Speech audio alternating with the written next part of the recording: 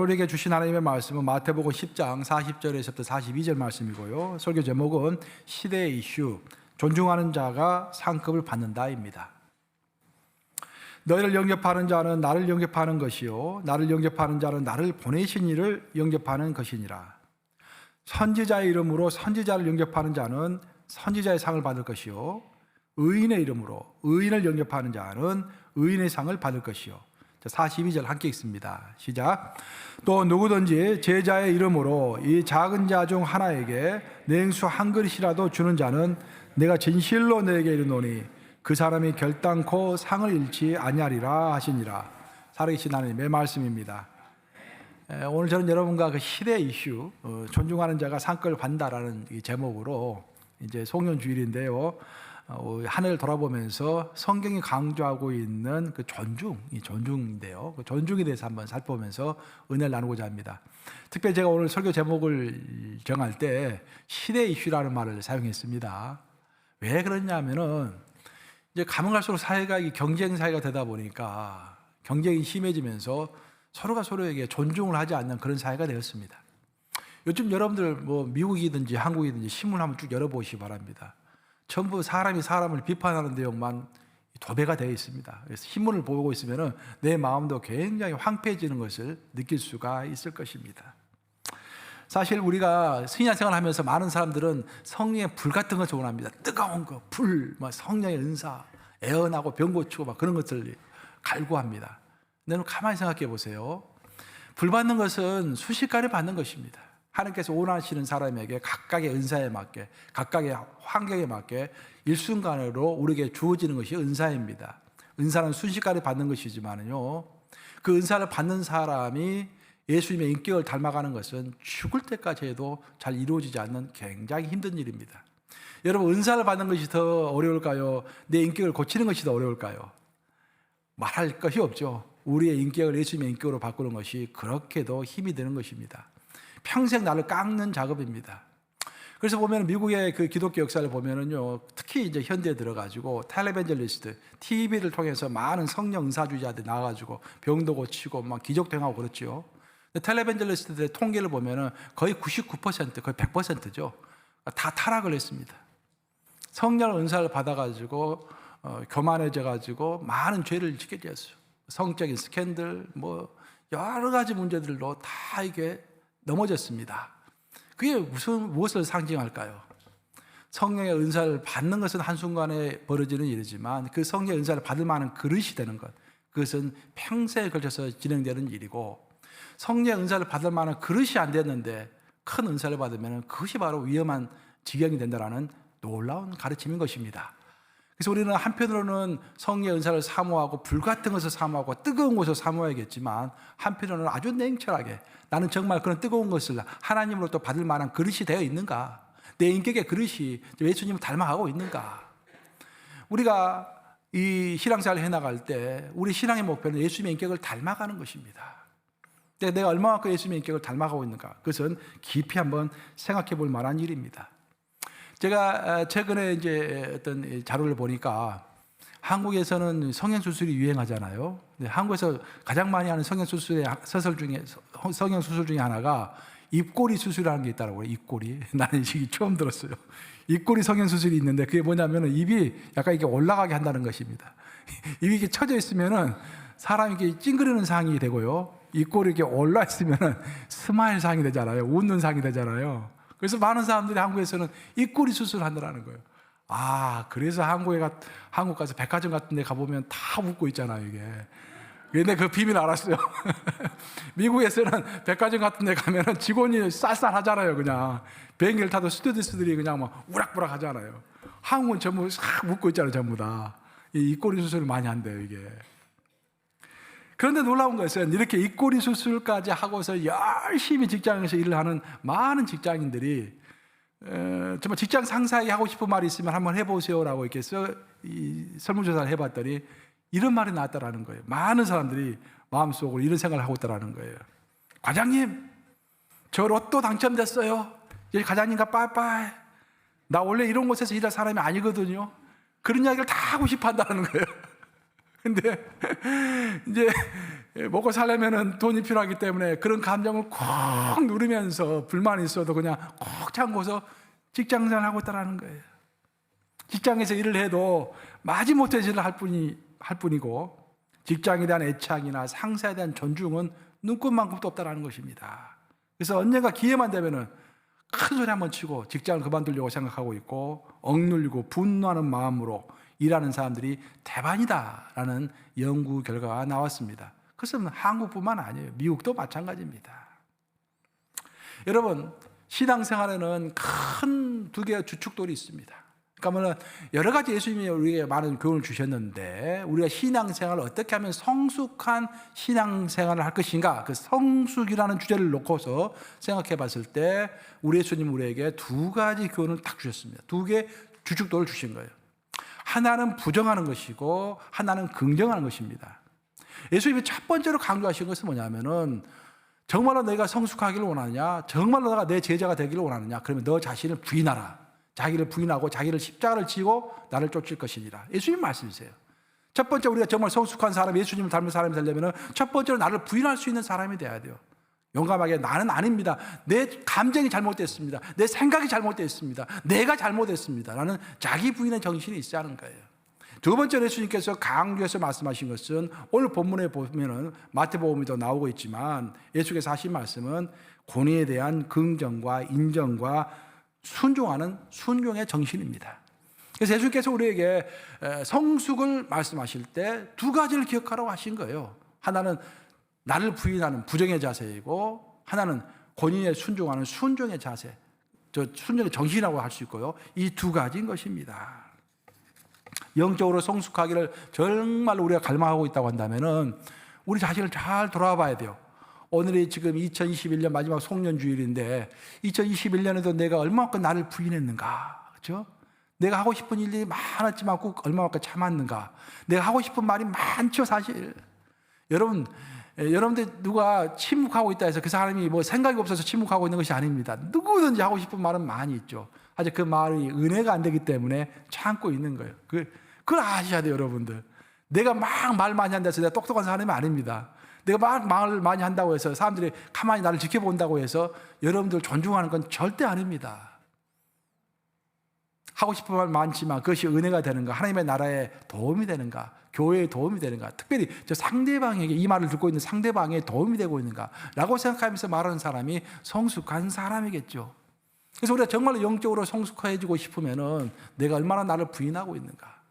또 두 번째로는 내가 정말 이 잘난 이 세상에서 나도 잘났다라고 이야기하고 싶잖아요.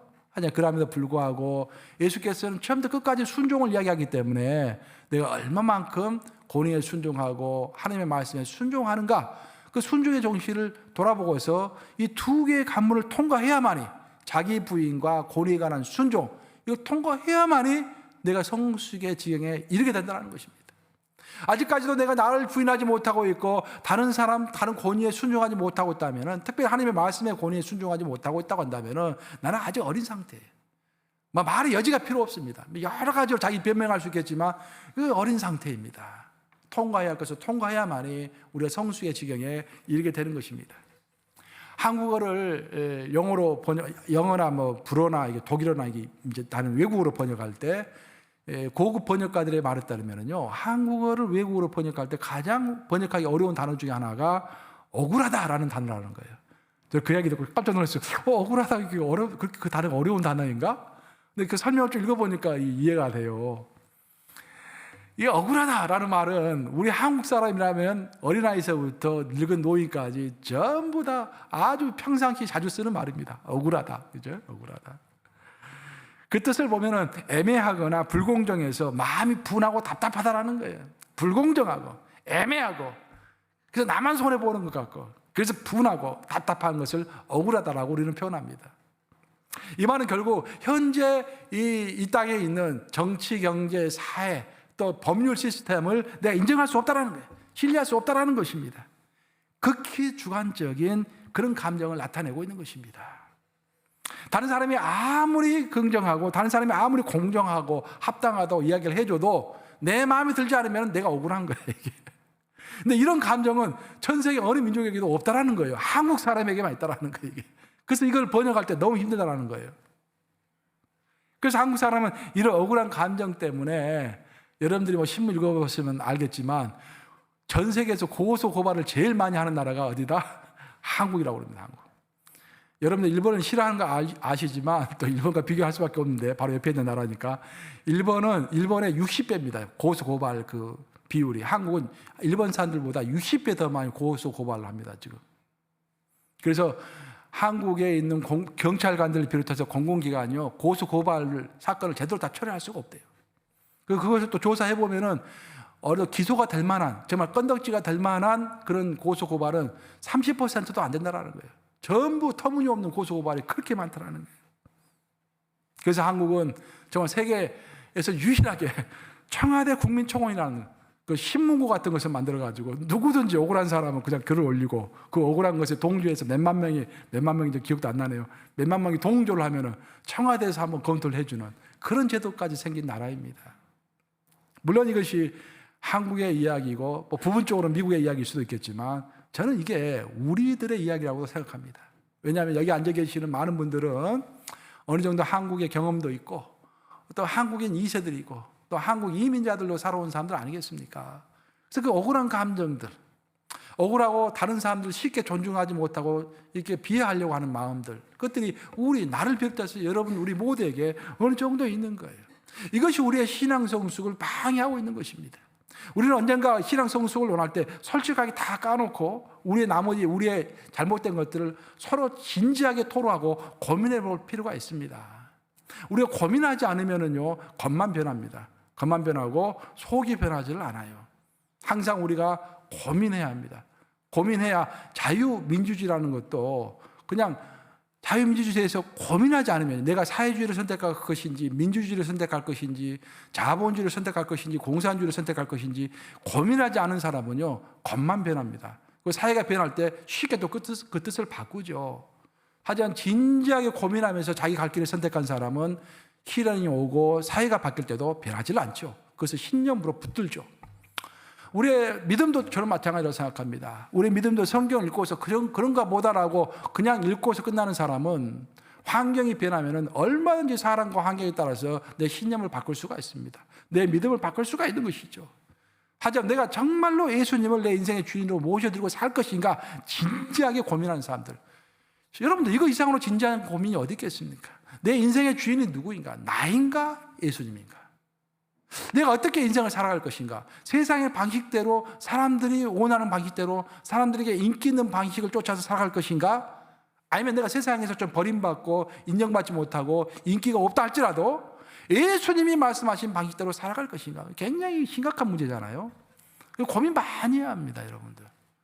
저는 지금도 목회한 지가 벌써 20년이 됐고, 이제 평생 여러 가지 이것저것 하면서 살아왔지만, 지금도 고민하는 게 뭐냐면요, 우리 크리스찬들이 나아갈 방향은 어떤 것인가? 그리고 우리 기독인의 21세기 기독인의 정체성, 아이덴티티라고 그러죠. 우리 기독인의 정체성은 어떤 것이 돼야 하는가? 그것이 제 평생의 주제입니다, 주제. 그것 때문에 계속 기도하고 성경 공부하고 지금도 책을 읽고 하나님께 기도하고 있습니다. 나는 그런 일을 좀 하고 싶어요. 하나님께 나에게 그런 달란트를 주셨기 때문에 계속 지금도 준비하고 있는데, 결국 내가 우리 크리스천들이 21세기에 나아갈 방향, 디렉션은 어떤 디렉션인가? 그걸 정확하게 제시하고 계시고, 그렇게 정확하게 제시를 하려면은 세계가 어떻게 흘러가는 것도 알아야 되고, 하나님 어떻게 말하는 것도 알아야 되고, 두 개를 다 알아야겠죠. 성경과 신문을 다 알아야겠죠. 그래서 제시할 수 있어야겠죠. 그리고 이 변하는 시대에 우리 크리스천들은 어떤 정체성을 가지고 이 땅을 살아갈 것인가? 그걸 논하려면은 세상이 생각하는 정체성, 철학과, 그죠? 어떤 사상과 그걸 또 다 언급해야 되겠고, 거기에 우리 하나님은 그 세상의 철학과 사상에 대해서 어떤 말씀하신 것인가, 그 어떤 것이 더 유익하고 어떤 것이 더 진리인가, 그걸 밝혀낼 수 있어야겠죠. 그래서 끊임없이 저도 그런 주제를 가지고 다 탐구하는 거예요. 결국 우리는 세상의 풍조를 따라가는 그런 사람들이 아닙니다. 우리는 하나님의 말씀을 따라서 살아가는 그런 사람들이죠. 우리 하나님의 말씀을 따라서 살아간다는 의미는 뭐냐면은 이 성경이 우리의 거울이 되는 것입니다. 여러분들 항상 아침에 샤워하시고 거울 보시죠? 거울 보고 머리 빗고 그러잖아요. 우리는 매일 성경을 거울로 삼아야 돼요. 성경 속에 나와 있는 예수님이 제시하시는 어떤 이상적인 사람의 모습, 그것에 내가 얼마만큼 접근해 있는가 스스로 돌아보면서 혹시 내 마음속에는 자기를 부인하는 것으로부터 멀어져 있고 혹시 권위에 순종하는 것으로부터 멀어져 있어가지고 예수님이 제시하시는 이상적인 신앙인의 모습으로부터 좀 멀어져 있지 않는가라는 것들을 매일 점검해 봐야 하는 것입니다. 어느 가정에 6남매가 있었어요. 우리 집안하고 똑같네. 저도 이제 일남 5년대 6남매가 있었는데 그 아버지가 이제 그래도 어렵게 해가지고 자식들 교육 다 시키고 자식들이 이제 시집장가도 다 갔어요. 한시름 났죠 이제. 근데 이 아버지가 좀 몸이 많이 약해요. 그래서 많이 좀 아픕니다. 근데 어느 날 이 자식들에게 전부 전화를 했어요. 아들, 딸들, 또 사이들, 이렇게 며느리들 전부 전화해가지고 전 모여라. 그래요. 자식들 생각합니다. 왜 모이라고 그러실까? 저 아버지가 많이 아프신데 혹시 유언을 하시려고 우리를 불러 모은 거 아닐까? 그럼 아버님이 좀 재산이 있겠지. 그래서 우리에게 얼마만큼 재산 분배를 좀 하시겠지. 그런 기대를 가지고 전부 이제 모인 거예요. 아버님이 이제 침대에 들어놓은 상태에서 이 자식들에게 이야기를 합니다. 얘들아, 내가 평생 걸쳐서 너희들 다 이렇게 키우고 또 사업을 하느라고 나름대로 열심히 했는데 결과를 보니까 빚밖에 남은 게 없다. 빚이 한 10만 불은 되는 것 같다. 근데 내가 지금 몸이 아파가지고 빚을 갚을 수가 없고 너희가 좀 갚아줘야겠다. 그래서 종이 한 장을 딱 내놓습니다. 여기에 너희가 10만 불 중에서 얼마를 갚을 수 있는지 한번 적어봐라. 갑자기 분위기가 싸늘해지는 거예요. 이게 아버지가 우리에게 유산을 줄 걸로 생각하고 모였는데 유산 대신에 빚이 있으니까 빚을 갚아라 그러니까 전부 다 그 숫자를 쓰기를 꺼려합니다. 근데 유일하게 그 셋째 아들이 효자예요. 그 셋째 아들이 아빠 걱정하지 마세요. 근데 그 셋째 아들이 제일 못 살아요. 제일 못 사는데 제일 효자야. 그 아들이 거기 종에다가 5만 불이라고 딱 적습니다. 아버지의 빚의 절반을 이제 갚아주겠다 적어요. 그러니까 장남과 차남은 할 수 없이 이제 몸을 미적미적거리면서 7,000불, 어떤 사람 3,000불, 어떤 2만 불 이렇게 다 겪습니다. 간신히 10만 불 챘어요. 그래서 끝났습니다. 그러다가 이제 한 2달 흘렸어요. 2달 흘렸다가 아버지가 다시 연락을 합니다. 다시 다 모여라. 다 이번에 또 왜 부르시지? 다 모였습니다. 얘들아, 내가 죽고 나면은 아마 너희들끼리 감상해 보니까 나만 유산을 가지고 혹시 싸울지 모르겠다는 생각이 좀 들었다. 그래서 미리 유산을 좀 너희들에게 분배를 해야겠다. 자식들이 깜짝 놀랍니다. 아니, 유산이 없는 줄 알았더니 유산이 또 있는 거야? 이 유산을 내가 너희들에게 나눠주는데 너희들 일전에 그 빚 10만 불 빚을 얼마만큼 갚겠다고 다 적었지? 근데 내가 너희들에게 남겨줄 유산을 보니까 한 30만 불이 된다. 그래서 너희들이 적은 금액에 꼭 3배씩을 돌려주겠다. 그렇게 말씀하시는 거예요. 그래서 그때도 자식들이 적게 적어낸 자식들은 후회를 하고 많이 적어낸 자식들은 복을 받은 것이죠. 사실 이것은 가상적인 이야기입니다. 가상적인 이야기지만 하나님의 나라에서 보상이라는 것이 무엇인지를 잘 현대판으로 설명하고 있는 그런 애화라고 할 수가 있겠습니다. 우리가 누가복음 6장을 읽어보시면은 예수님께서 이제 밤이 새도록 산에서 기도하셨다라고 되어 있습니다. 누가복음 6장을 보시면 그렇게 되어 있어요. 예수님께서 밤이 새도록 무엇을 기도했냐면은 하나님, 이 많고 많은 사람들이 나를 따르는데 그 중에서 정말로 내가 꼭 뽑아가지고 내 제자로 삼아야 할 그 12명이 누굽니까? 라고 물어보신 거예요. 그리고 그 12명을 마음속에 딱 작정을 하시고 사람들이 모여있는 군중소로 오셔가지고 12명의 이름을 한 명씩 한 명씩 부르십니다. 그리고 그때부터가 12명이 된 거예요. 12명의 제자가 예수님의 수제자들이 된 것입니다. 그 12명의 제자가 딱 모였는데 예수님께서 그 12명을 모아놓고 첫 번째로 교훈하신 내용이 바로 누가복음 6장에 나와 있습니다. 상당히 중요한 장이죠. 그러니까 그러면 예수님이 12제자를 딱 선정하시고 그 제자들이 이제 다른 사람들과 좀 수준이 다른 제자들이죠. 그 수준이 다른 12명을 향하여서 말씀하신 첫 번째 교훈은 뭐냐면은 우리가 이 땅을 살아갈 때 세상의 방식이 있고 하나님의 방식이 있다라는 거예요. 하나님의 방식과 세상의 방식이 같지가 않고 다르다라는 것입니다.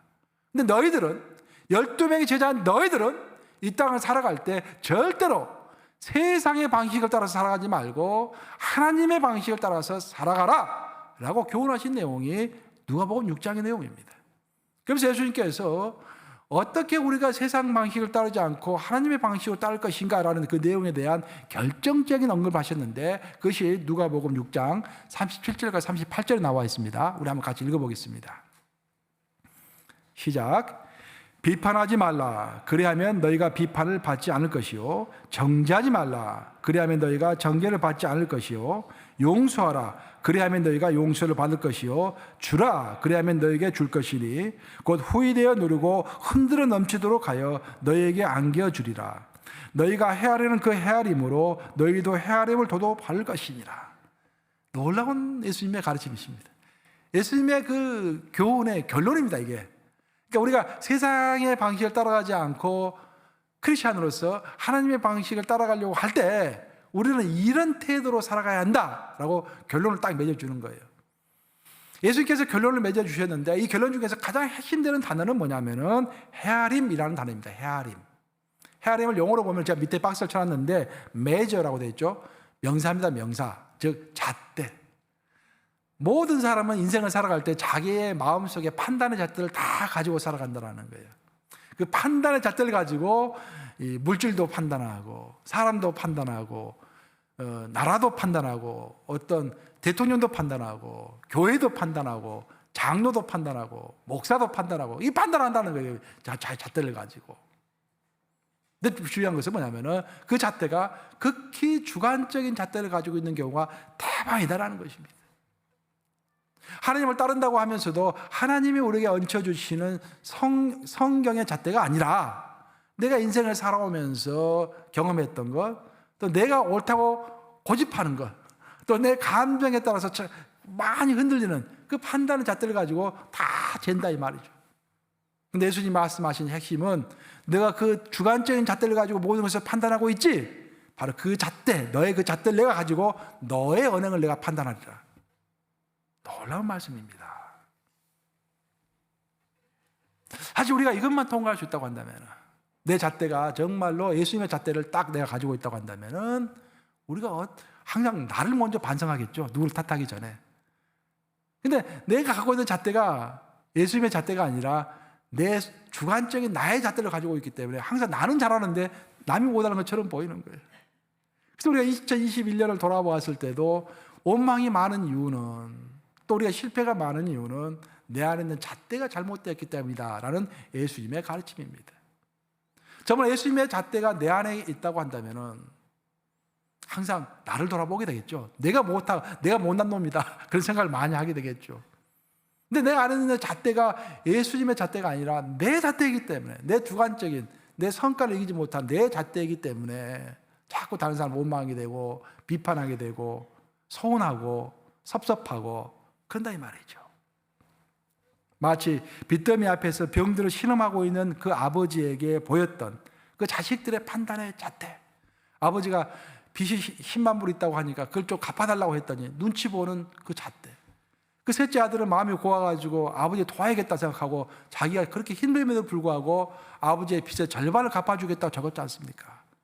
그 마음은 그 마음대로 그대로 복을 받는 거죠. 반면에 아니 아버지가 유산 줄 줄 알았는데 빚을 갚으라고 이럴 수가 있나 온통한 마음으로 간신히 3,000불을 적어낸 사람은 그 3,000불에 관한 그 복받까지 받을 수가 없는 거예요. 그래서 우리 기독인은 지금 내가 가지고 있는 판단의 잣대, 내 마음속에 있는 그 헤아림, 그것이 과연 성경적인지 그저 잘 살펴보고 우리가 정말 내 안에 있는 헤아림이 그 잣대가 성경적인 잣대를 가질 수만 있다면, 그런 용기와 그런 지혜가 있다고 한다면 우리는 성숙에 한 걸음 더 다가서게 될 것입니다. 많은 경우에 우리는 우리가 원하는 모습을 마음속에 그리고 있습니다. 우리가 원하는 나라, 우리가 원하는 교회, 우리가 원하는 권위자, 그 이상적인 모습을 다 우리 마음속에 가지고 있어요. 그래서 우리가 원하는 그 권위자의 모습이 아니면은 그 권위자를 인정하려 하지 않습니다. 우리가 원하는 회사가 아니면은 그 회사를 인정하려고 하지 않아요. 우리가 원하는 대통령이 아니면은 그 대통령을 부인하려고 합니다. 그리고 더 나아가서 스스로 그 권위자를 심사하는 심판관이 되어야 합니다. 하지만 여기서 정말 여러분 조심해야 할 것은 뭐냐면은, 잘 들어보세요. 우리가 어떤 권위자를 심판하고 어떤 나라를 함부로 심판하고 어떤 교회를 함부로 심판한다고 하는 것은 자신도 모르게 결국 하나님께서 제대로 이것을 심판하지 않지 않습니까? 그 제가 심판하겠습니다. 그런 말밖에 안 되는 거예요. 왜냐? 우리가 로마서 13장 읽어보면 모든 권위는 하나님이 세운 권위라고 이야기합니다. 하나님의 심판의 때가 다를 뿐이지 어떤 잘못된 권위가 있다고 한다면 반드시 하나님이 손을 보실 것입니다. 하지만 그 심판하시는 분은 하나님이시지 우리가 아니라고 로마서 13장에서 구절들이 사도 바울이 강조하고 있지 않습니까? 로마서 13장이 언제 쓰여진 글입니까? 로마서라는 그 편지 자체가 그 네로가 핍박하고 있을 때 쓰여진 글 아닙니까? 근데 사도 바울은 뭐라고 있습니까? 네로에게 순종하라고 되어 있지 않습니까? 물론 해석의 여지는 많이 있지만 기본적으로 심판은 하나님의 것이다라고 명확히 이야기하고 있는 것입니다. 만약에 하나님을 넘어서서 하나님이 심판하지 않으니까 내가 그 자를 심판하겠습니다. 내가 저 사람을 심판하겠습니다. 내가 교회를 심판하겠습니다. 내가 어떤 사역자를 심판하겠습니다. 그렇게 되면은 그것이 바로 하나님의 주권을 월권하는 것이 된다 이 말이죠. 그러면서 그 사람은 하나님께서 그 권위자를 통해서 내리시는 복을 전혀 누리지 못하게 되는 것입니다. 우리가 익히 아는 열왕기하 5장을 보시면은 나아만 장군의 이야기가 나오고 있습니다. 나아만 장군은 그 당시에 강대국이었던 아람 제국, 그 아람 제국의 군대장관, 즉 총사령관이었습니다. 그 총사령관이 용맹스럽고 싸움을 잘했겠죠. 근데 그 몸에 나병이 있는 거예요, 나병이. 그래서 항상 그것이 이제 힘들었습니다. 근데 듣자니 소문에 이스라엘 땅에 엘리사라는 선지자가 살고 있는데 그 엘리사가 병을 고칠 수 있다라는 그런 이야기를 듣게 된 겁니다. 그래서 기가 솔게 돼가지고 자기 왕을 찾아갑니다. 아람 왕을 찾아가요. 왕이시여, 왕도 아시다시피 제가 내 몸에 나병이 있는데 소문을 들어보니까 이스라엘 땅에 엘리사라는 사람이 있는데 그 사람이 병을 낫게 할 수 있다는 그런 소리를 들었습니다. 그러니 왕께서 이스라엘 왕에게 좀 부탁을 하셔가지고 이스라엘 왕이 엘리사를 움직여서 나를 치료하게 해주시옵소서라고 부탁을 한 거예요. 그러니까 오늘날 말 것 같으면 정식적으로 국가적인 공식 채널을 이용한 것입니다. 그러니까 대통령에게 부탁하도록 만든 거예요. 그래서 아람 왕이 사랑하는 부대장관이었기 때문에 이스라엘 왕에게 연락을 합니다. 우리 총사령관 쪽 갈 테니까 그 엘리사라는 사람에게 찾아가서 우리 총사령관을 좀 병을 좀 치료해달라고 해주세요라고 부탁을 해요. 그러니까 이스라엘보다 훨씬 더 강대국인 그 아람 제국의 왕이 부탁하니까 알았습니다 하고 그 이스라엘 왕이 엘리사에게 연락을 한 겁니다. 아람 제국의 군대장관이 올 것이니까 좀 그를 만나줘라. 그래서 그걸 이제 공식적인 채널을 딱 통해 가지고 이제 왕의 추천장을 딱 가지고서 나아만 장군은 많은 군대를 거느리고 이스라엘 땅을 딱 들어오는 거예요. 그 엘리사가 살고 있는 곳으로 찾아갔습니다. 자기는 상상을 했어요. 대제국 아람 제국의 군대 장관이 이런 시골에 찾아오니까 보나마 엘리사는 깜짝 놀래가지고 버선발로 나와가지고 벌벌 떨면서 나를 이렇게 맞아주겠지 이렇게 생각한 거예요. 그런데 웬걸 엘리사는 나타나지 않고 그 비서만 나타나는 거야. 그 조그만 동자만 나타나가지고 딸랑딸랑 나타나가지고 우리 스승 엘리사가 이야기하는데 당신 요단강에 가서 7번 몸에 물에 담그래요. 그렇게 끝나는 거야. 나아만 장군이 또 다른 소식은 없더냐? 다른 말은 없었습니다. 그리고 그냥 가버리는 거예요. 나아만 장군이 화가 잔뜩 났습니다. 나를 무시해도 유분수가 했지 이렇게까지 무시할 수 있단 말인가. 그래서 했던 말이 열왕기상 5장 11절 말씀이죠. 같이 읽어보겠습니다. 열왕기하 5장 11절 시작. 나아만이 노하여 물러가며 이르되 내 생각에는 그가 내게로 나와서 그의 하나님 여호와의 이름을 부르고 그의 손을 그 위에 부어 흔들어 나병을 고칠까 하였도다. 여기서 키포인트는 내 생각에는 이라는 말이에요. 나아만 장군은 자기가 어떤 상상을 하고 있었습니다. 이런 방식으로 이 사람이 나를 치유하겠지.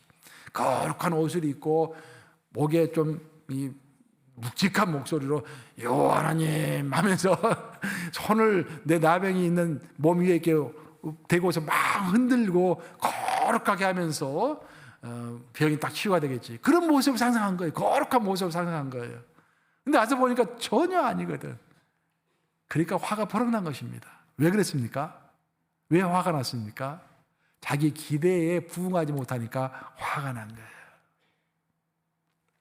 여러분, 지난 2021년 올 한 해 살아오시면서 여러분의 기대에 맞지 않았던 일들이 한두 가지가 아니었죠.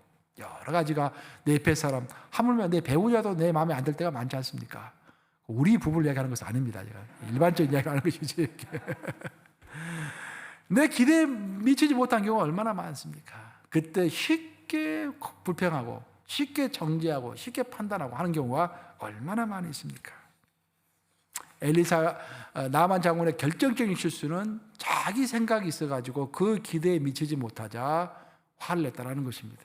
그리고 그는 자기의 고국으로 돌아가려고 했어요. 바로 여기서 우리가 큰 교훈을 얻을 줄로 믿습니다. 사랑하는 여러분, 하나님은 하나님이 원하시는 일을 하십니다. 그 하나님이 원하시는 권위자를 하나님의 주권대로 하나님이 원하시는 대로 세우시는 것이에요. 그리고 하나님이 원하시는 방식으로 일을 하십니다.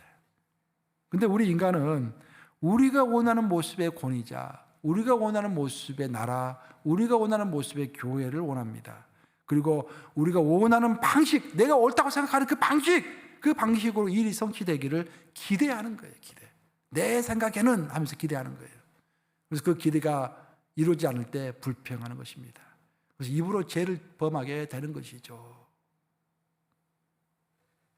다행히도 나아만은 부하들의 고언을 받아들였습니다. 부하들이 그렇게 하지 마시고 장군 생각대로 하지 마시고 지금 우리의 장군의 생각대로 할 때가 아닙니다. 지금 일단 우리 병이 낫는 것이 목적이니까 선지자의 말을 한번 따라 보십시다 라고 설득을 했어요. 나만 장군은 거기서 한번 성공합니다. 고집을 부리지 않고 살짝 고집을 꺾고 그래 한번 끝까지 한번 해보자 라고 선지자의 말을 따라서 실행을 해보는 것입니다. 그게 바로 14절에 나와 있어요. 열왕기상 5장 14절 한번 같이 읽어보겠습니다. 뭐라 했는지 시작. 나만이 이에 내려가서 하나님의 사람의 말대로 요단강에 7번 몸을 담그니 그의 살이 어린아이의 살같이 회복되어 깨끗하게 되었더라. 보세요. 11절에서는 내 생각대로라고 말이 나왔죠. 근데 14절에서 뭐라고 나왔습니까? 하나님의 사람의 말대로.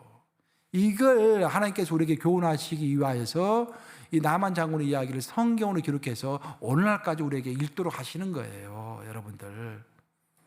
내 생각이라는 11절의 말, 하지만 하나님의 사람의 말대로라는 14절의 말 사이의 간격이 엄청 큰 것입니다. 나만 장군이 병으로부터 해방될 수 있었던 것은 내 생각대로, 자기 생각대로 하지 아니하고 자기 뜻을 꺾고서 하나님의 사람의 말대로 따랐기 때문에 그는 복을 받은 것입니다. 원래 나만 장군은 요단강에 가려고 하지 않았어요. 그렇게 호통을 쳤습니다. 이 요단강, 그 조그만 강에 내 몸을 담다니. 내 고향 다메섹 강은 요단강보다 10배나 더 큰 강이다. 그런 강에서, 큰 강에서 몸을 담아야지. 그 개천가도 같은 요단강 조그만 강에서 내 몸을 담다니. 그런 일이 있을 수가 없어. 그렇게 호통을 쳤던 사람이에요.